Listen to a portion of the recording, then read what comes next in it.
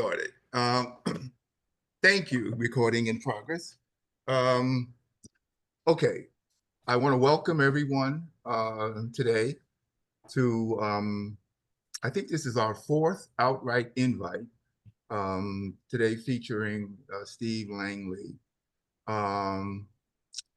We have started this feature last year, and we did a few people last year, and now we're doing a couple this year. I'd like to recognize and thank the core members of other countries that kind of make all of this possible. Kevin Magruder, Robert Penn, Len Richardson, that would be me, Steve Langley, Sir Rodney Sir, Michael Sherrill. We have been around for a long time, and some people know us and some people don't. Maybe Kevin would like to just share a little bit of our history and a little bit of our plans at this time. Sure. Other Countries was founded in 1986 by a group of Black men. Some of them had been involved in a predecessor writing group called the Black Heart Collective. And so Colin Robinson, Carrie Allen Johnson, that group got started in the early 80s. Isaac Jackson was kind of the moving force. And they published about 3 journals. And then as they began moving in different directions, in the summer of 1986, a writer named Daniel Garrett issued a call to create a Black gay men's writing workshop. And they began meeting weekly at the Lesbian and Gay Community Center, as it was then called, now it's LGBTQ plus Center, in Manhattan in New York. And by 1988, they had published their first journal, Other Countries, Black Gay Voices. I got involved in about 1992, and by the time I joined, they had already issued a call for submissions for the second journal, which was called Sojourner, Black Gay Voices in the Age of AIDS. And it was really addressing the impact of AIDS on us, the Black gay men in New York, but nationwide. We were connected with other writing organizations, particularly along the East Coast. And in addition to the writing workshop and the publishing, there was a performance program that began, in some cases, taking work from the workshop to create performance pieces that were presented at colleges, at museums. And our third journal came out in 2007, Voices Rising, celebrating 20 years of Black LGBTQ writing. And we've kind of had ups and downs in terms of participation. Probably in about 2011 or 2012, we shifted from face-to-face workshops to online workshops. Now we meet on the second and fourth Saturday of the month online, and Lynn coordinates registrations for that and moderates the group. And we meet from 2 p.m. to 4 p.m. And this Outwrite Invite, where we present writers or other creatives, we do on either typically the first or third Saturday, so it doesn't interfere with the work of the workshop. And we are starting to think about our 40th anniversary in 2026. I was part of a conversation yesterday with men from Adodi and from Gay Men of African Descent, which also started, all of us started in 1986. And so we're beginning to talk about, well, how do we commemorate that, look back, but also look forward? And so stay tuned for other things to come related to that. Thanks. Thank you, Kevin. Moving right along, I just want to introduce a little bit of housekeeping for what we'd like to do today. We're going to show a video clip of Steve's play, Gravity. But then we are going to have a talk back where we can ask questions and comments and things. So for that process, I'd like us to mute our mics so that there's no like interruption as we get into that. And so let me introduce Steve. Steve Langley is a writer, singer, and actor based in DC. Sweet Honey in the Rock released his song In This Land as the title of the group's 1992 album.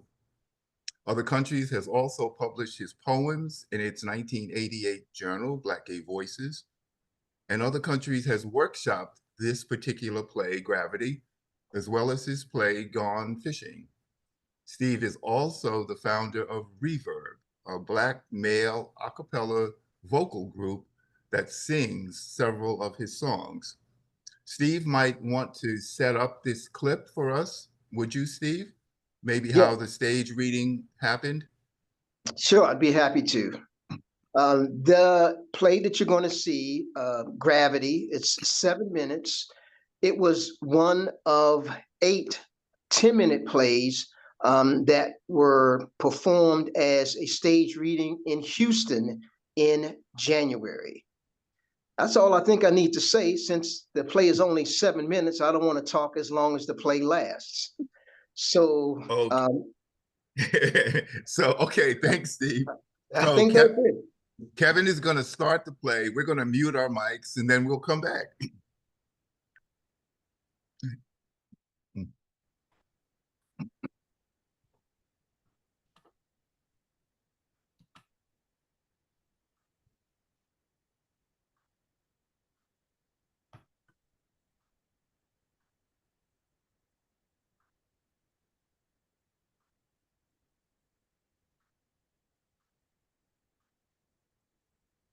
Let's see.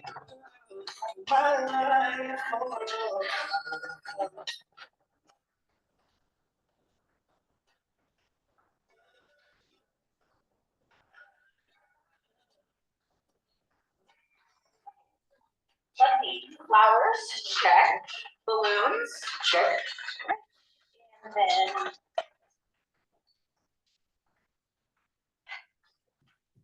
your faces. I'm sure. Look really tired. Maybe after this take a break or. Teddy, I'm fine. Okay. I just wish you let us invite more family friends this year. Next year. This year, just us.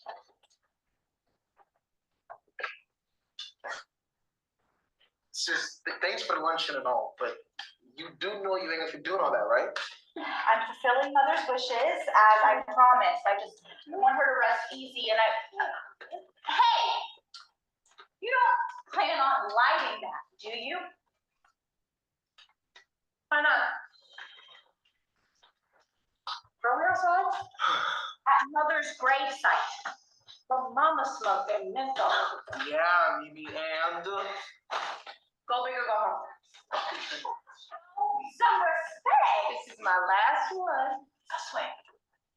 On Mother's grave? Mm-hmm.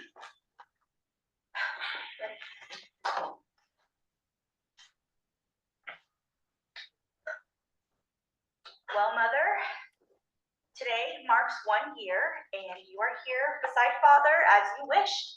And we're here together, and we just want to say that. Look, Connie, I don't mean to cut you off or anything, but okay. On my heart, I just gotta say, hey, Mama, it's me, your daughter, your youngest. I'm out here in this hot ass heat for you, of course. Anything for you. I love the sun. I eat and drink the light on stage, and my acting teacher tells me that.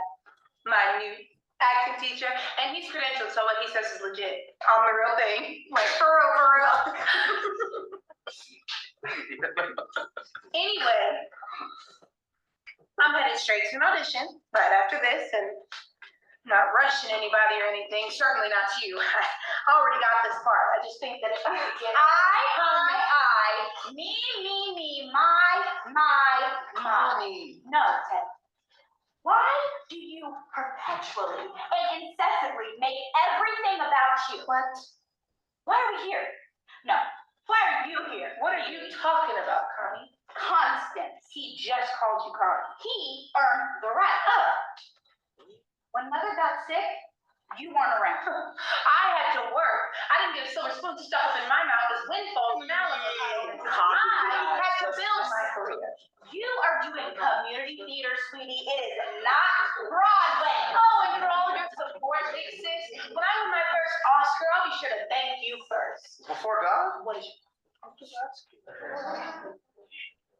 When Mother took her final breath at Mercy Hospital, you ran around telling everybody that she died in your arms. You weren't even in the room. Teddy and I, we were there. Well, actually, I was taking a leak. But the John was in her room. So she could just I was go there. for a few more. No, you were not. I was there. No, you were not. I was there. Later for the goddamn balloon, Teddy. Sorry.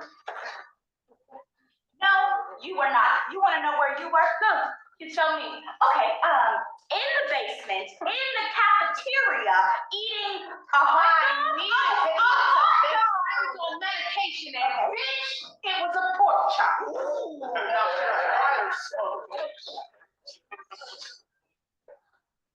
It makes a difference.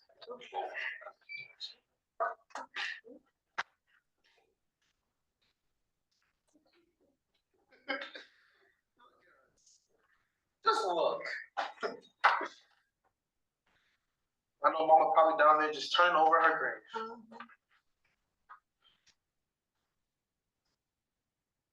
I don't know if she got room for all that. Casket was pretty tight. It was a lot of weight when they zapped her with that radiation. And Connie, the one in charge. That's more like it. And don't pop. She's probably eating. And Teddy turning over in her grave, the cliche. I gotta get away from you people while I still got my mojo. I crave creativity, spontaneity, originality. Me. Girl, give us a break. Mama said that to me. She did. Her final words, right? She rolled through the cafeteria and whispered it in her ear on the way out. Mama didn't go to church. She was now.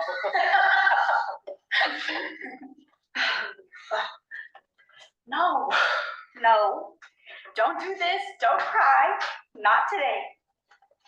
I warned her. I begged her, I told her to stop, and she wouldn't listen. She wouldn't fucking listen. Called it her recreation. I mean, who smokes for recreation? Who? Recreation is supposed to be fun. Fun, well look around, Mother. Who is having fun now?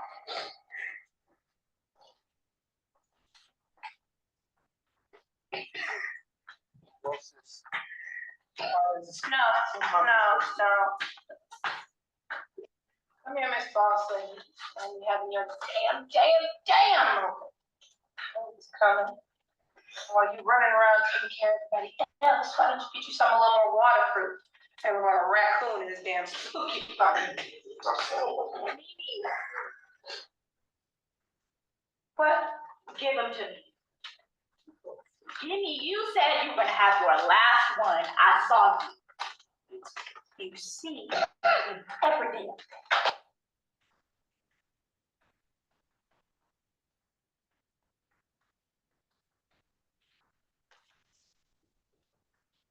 Well, Mother.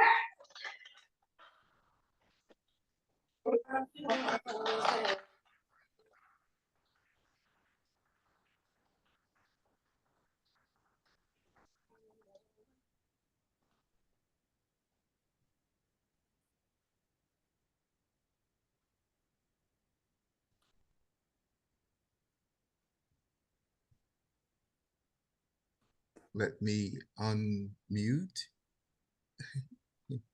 Let me regroup. Okay. Thank you very much, Steve, for that. At this time, we would like to open up the Zoom session to talkback. If you want to say something, you can raise your hand or leave a comment in the chat window. I'll try to monitor the hands and the comments. You can unmute yourself so that we can all hear you if you're going to talk. So, does anybody have a question right now? I have a few questions I'd like to ask. Kevin Wilson has his hand up. Yeah, Kevin? Good afternoon, everyone. I'm not sure if it was on my end or not, but I had significant issues with the audio and only really heard about a third of the dialogue. So I'm not even sure what it was about, to be honest with you. Oh, okay. Steve? So yeah, the actual video itself is, the audio is clear, but I believe that the issue is the screen sharing. Okay, yeah. Okay, thanks for that, Steve. Anybody else like to ask a question? Or I have a Steve, question. do you want to give a synopsis? So yes, Gravity is what you saw were three characters, they're siblings, and they're at the gravesite of their mother who died a year ago. So they're there to grieve and to honor her life. And this gathering deteriorates into their squabbling. So that is the essentially the story. Connie is the oldest. Teddy is in the middle, and Mimi is the youngest. So that is the pecking order. Yeah. There's a question from the floor. Someone would like to know if this video is on the internet. And I'm curious, what inspired you to write Gravity? So for the first question, the video is not on the internet, but when it becomes available, then we will share that information through the same network that you got this announcement. What inspired it was two things. One, I keep hearing this expression from celebrity deaths that the person died surrounded by their family. I keep hearing that over and over, and I'm visualizing, do they mean literally when the person crossed over, the family was holding hands around the bed? Or is that more figurative? And then I began to ask, well, who wasn't there and pretends as though they were there? That was one of the notions. And the second was, what happens when the matriarch or the patriarch of the family dies? What happens to the family gatherings and those family traditions? Do they continue or do they fall apart? So those were the two notions that inspired me to write Gravity. I remember, as I mentioned earlier, that we actually workshopped this. And I remember thinking when I was reading it in the workshop that, wow, here these children are coming to honor their mother a year later, and yet they're bickering. And I found that to be so insightful. How did the workshop help you develop this play? Well, hearing it out loud. So when I brought it to the workshop, I selected three actors from the workshop, writers, and they read the three parts plus the stage directions. So I got a chance to hear the dialogue, to see what was working and what I needed to tweak. So that was the great benefit, as well as getting feedback from the other writers about any questions that they had about the relationships or the premise itself. I'm looking around. Are there, in my screen, my Zoom screen, it can't contain everybody. Does anybody have a question from the floor? If so, we will I hear do. from. I was trying to raise my hand. Steve, after you got the comments from working in the workshop, what kind of things changed from the initial writing to what we just saw? Well, for this particular piece, not much changed significantly. For other plays that I bought, there were major changes. But in this case, for Gravity, there wasn't much that I got that I thought, I didn't get many notes that required me to change anything. So I was just able to hear it out loud and see what was working and move forward. Okay. How were you able to get the theater to produce your stage reading? Well, last year I saw a call online for Black 10-minute plays, and I submitted Gravity, and I got an email back. This was for a full production of 10-minute plays, and I got an email saying, thanks for submitting, but we have not chosen your play for this project. And then the note went on to say, the email, if I wanted feedback as to why, I could get feedback for $50. And I started to respond to how outrageous that was for me to pay for our rejection explanation. But I took a deep breath and decided to just say, thank you for considering my play, much success with the festival, and I just moved on. And then months later, I got an email saying, would you consider us producing your play as a staged reading? And I said, yes. Oh, great. Are there any other So questions? the lesson there for all of us is when you get the rejection, sometimes the day could be yes to just hold on. Yeah, yeah. Lynn, Steve, And I have maybe a possible solution. So Steve sent me a link that I used to get to the video. I could put that link in the chat and we could take a pause while everybody watches it, because I know if everybody had the same experience that Hamilton had, then you're kind of at a disadvantage trying we to could do that. Yeah, we could do that. So it's only 7 minutes. Right. So let me do that. Okay. So wonderful. Steve, I have a quick question. Sure. During the stage reading, did they at that time give you any explanation as to why they did not accept the piece for a full staging? Well, they had a luncheon for all of the writers and the directors. And so I went to the luncheon, and the festival producer, S. Denise O'Neill, we talked, and she said that, and she didn't give me any specifics on Gravity, but she did say in some cases, plays aren't selected because they already have a similar play that they're considering and they have to decide. She did say that there was a play similar to Gravity, meaning in terms of a family play about grief and dying. So I surmise that one of the reasons was that they chose that play over mine.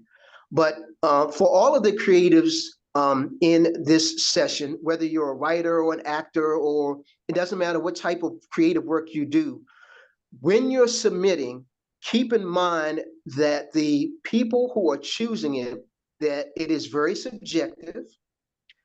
They are choosing it based on whether they connect personally with whatever it is you're sending, whether it's sculpture or a piece of writing. It could be an essay, a novel. It doesn't matter.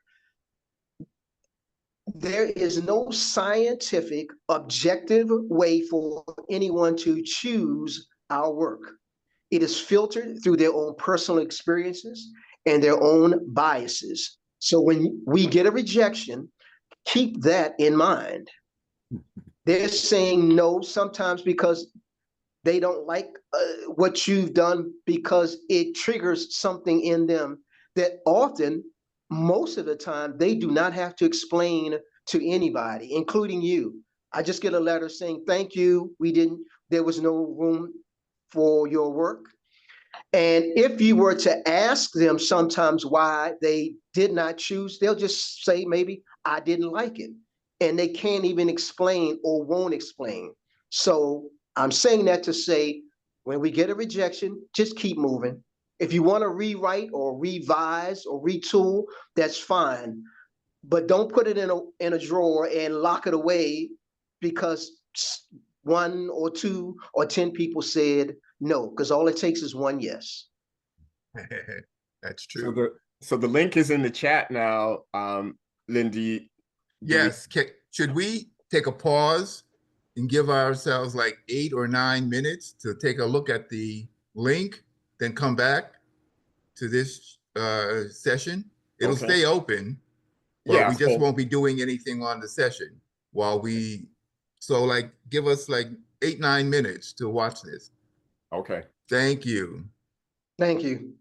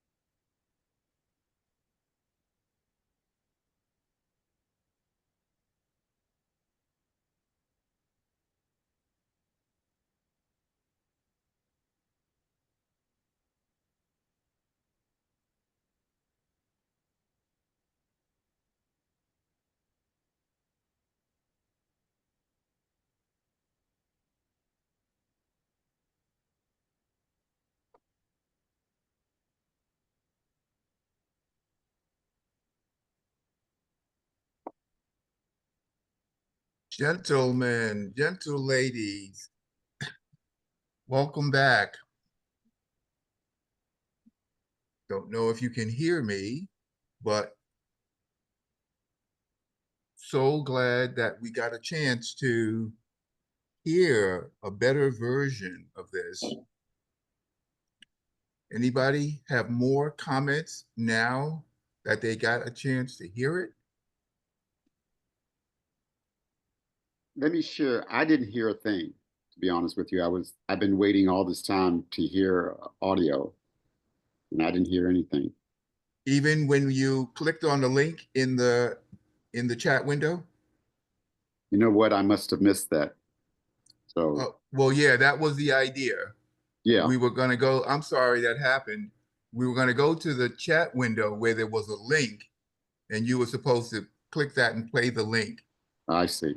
Well, I'll listen to Yeah. hear what everybody else's comments were. If you copy that link now, you can listen after this session is over, because it may disappear after the session closes. Gotcha. But if you click it now and then pause it, right, you will be able to hear it on your own.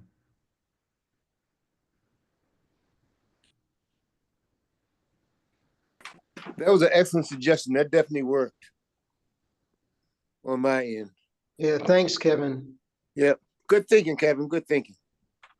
Well, I did screen it on my other laptop, and I wasn't sure whether it was my laptop that was giving me. So Hamilton really confirmed that sharing it through Zoom. I mean, Zoom is good for some things, but not that. Yeah. For those of us who got a chance to hear and see it again, any additional thoughts and comments on this at this point? I'm curious, Steve, about what you chose, how you chose this excerpt. Because my memory of the piece is that it is longer and that there is some tension between the siblings based upon identity and lifestyle, etc., that is kind of the meat of the piece. So I'm curious about your selection process when you pulled this excerpt for the 10-minute play. So this isn't an excerpt. This is it. This is the full 10 minutes. And this is the script that I brought to the other country's workshop and at your workshop. So there's no more to it. Now, in my mind, I back. remember our conversation, maybe it was our discussion then about the sexual identity of the younger sister and why there was so much tension between the three of them. So that must have been just, I'm reading into our discussion of the play, into what was there. It was a couple of years ago since we read it. So my Yes. Well, one of the things is because it's 10 minutes, I'm restricted to telling a story beginning, middle, and end in 10 minutes. So there isn't a lot of room for backstory. You have to hit the ground running, present, whatever the issues are, and end it. And so that is a challenge in itself. I do want to go back to quickly something that I believe Lewis asked about any changes that I made. There weren't many changes from the workshop, but because I didn't get a lot of questions, that gave me the confidence to send it out, that this piece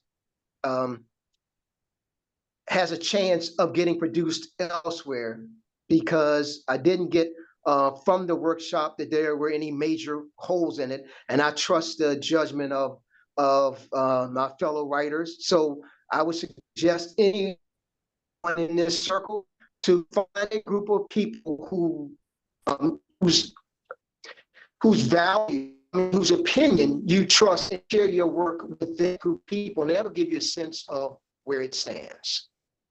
Then you got questions from Beth and then from Lewis. Yeah, let me see if I can bring it up.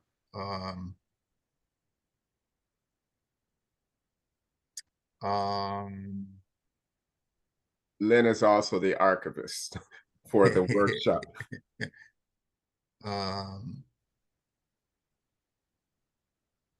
So someone, Lewis is saying the second time was much better for him. And But he has yeah, his hand up, so I think he might want to say something. yeah. Beth and Lewis, can you unmute and talk? Ask? Sure. I had a question, and this is really less about the piece itself and more, I guess, really for you, Steve. I wondered whether the process of writing this, workshopping it, and seeing it performed changed your thinking in any way about the import of whether people are there when someone crosses over. I mean, clearly the characters did have some thoughts about the import of that. And I wondered whether this process at all changed your thinking about it. I wouldn't say changed, but confirmed my beliefs about the connection between this world and the next one. I feel like the connection is fluid and very strong. So this play is a reflection of my belief system, and seeing it on its feet on stage is confirmation. If I could piggyback on that, one of the things that I take away from seeing the play is obviously there was this sibling issue, sibling rivalry, whatever that was, particularly with Mimi, right?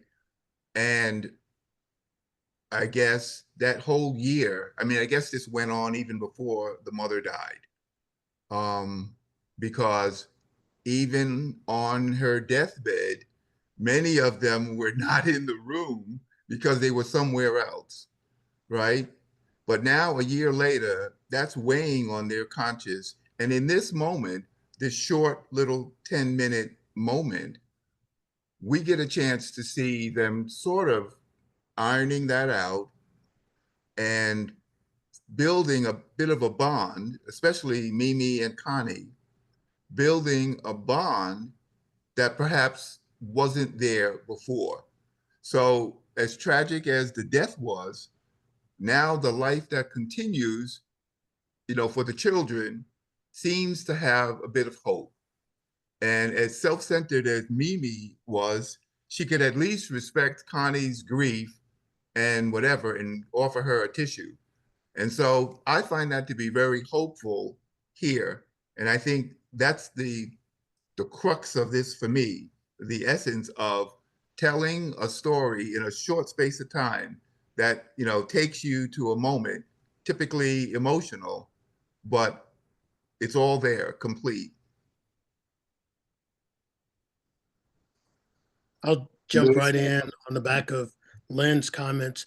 Um, Initially, of course, like Kevin, I couldn't really hear the full dialogue. I caught the essence of what was going on, but Steve, you kind of hit it right on the nose of capturing the tension and the conflicts that siblings normally have around a loved one's passing. I know I've witnessed it in my family and a number of times where those things that were kind of under the surface come out, and then they become amplified because you're voicing the kinds of things that have been kind of boiling underneath, and then those become the source of conflict that continue to either separate them or eventually kind of pull them together. But that was, in a nutshell, capturing the kinds of things of the relationship, because usually the children of a parent um, always think that they're the special one of the parent, and always look at it from their point of view, not really looking at the full scope and having other things that kind of color their feelings toward the deceased person. Thank you, Louis. Um, Anything else? Any comment, Steve? Anybody else? Yeah, what Lewis just mentioned, I think often about how if there are two or more siblings in the family, this question comes up: who is the favorite? Who is the parent's favorite based on their own perception, and sometimes based on the way that the parents treat them? And then parents have to, negotiate. Some kids need more attention, some need, less. But siblings often feel as though someone is the favored son or the favored daughter, and that can drive a wedge in their relationship. So as when they become adults, that's something that they have to heal from, particularly at the time of, the parent's death. Because now, where do we go from here? If the linchpin of this family is no longer around, are we going to gather for the holidays, or are we going to do our own thing? Because the reason we were, gathering is because we're coming home to mama and daddy's house. But when the house gets sold and they die, now am I going to go cross country and see my brother and sister, or am I just going to chill with my boo or be alone? So, yeah, how strong are those bonds at that point? Yes. I think I hear another play in the making.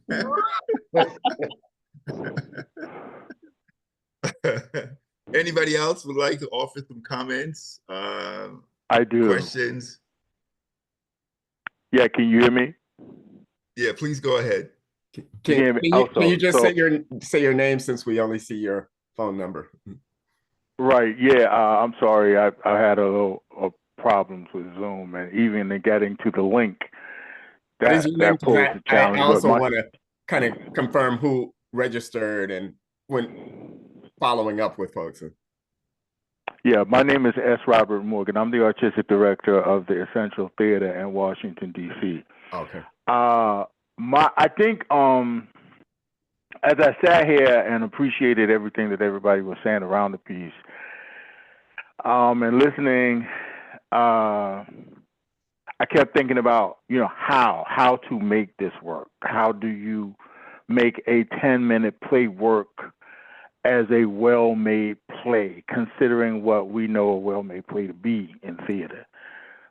So you have 0.5 minutes to get an exposition in. You have 3 minutes to get rising action. You have 3 minutes to deal with conflict, 3 minutes to deal with falling action, and 0.5 to deal with the denouement. So all of that stuff has to get in there for us to appreciate it. Of course, I heard the idea about reparations and sibling conflict, but and then I heard the idea about, well, it's not much time to get, and it's not much time, but you have to fold that information in there so we can appreciate it. And I think the most important question to ask, because I've had the pleasure of being, I guess, one of the first 3 people that were here, so I sort of experienced the entire thing up until now. What is the plan for this? What, moving forward, where do we want this piece to go? Do you want to see it developed into a full-length piece? What's the hope, the best hope for this particular piece? Well, I don't have any plans to expand it. It is what it is. I mean, there is a genre called the 10-minute play. And so knowing that, I wrote it for that purpose. I do have other projects that I'm working on, a couple of other 10-minute plays that I've workshopped through other countries. And I'm also working on a couple of full-length plays. But the value of the 10-minute play is that I have to hit the ground running. And if I can tell a story effectively in 10 minutes, then I ought to be able to tell a story effectively in 90 minutes or 120 minutes. But the same principle has to apply. By watching the other 7 plays, what I learned is start the scene at the moment of the conflict. Do not start a scene with people talking about an argument. Start with the argument. If there's a fist fight, start with them fighting. The reason that they're fighting will come out once, people fight and then they stop fighting and they start shouting out things. They're shouting from their gut. You always do that. You make me sick. You never. Now you know that there's a long-standing conflict.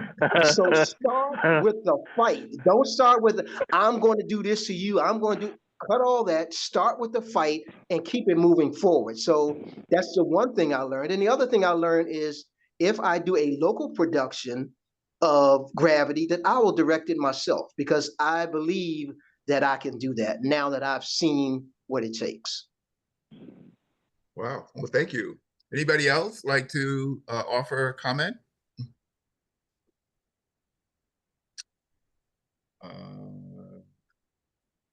And I'm looking into the chat. I don't see anything there. So, does this mean we're at the end? Anything burning?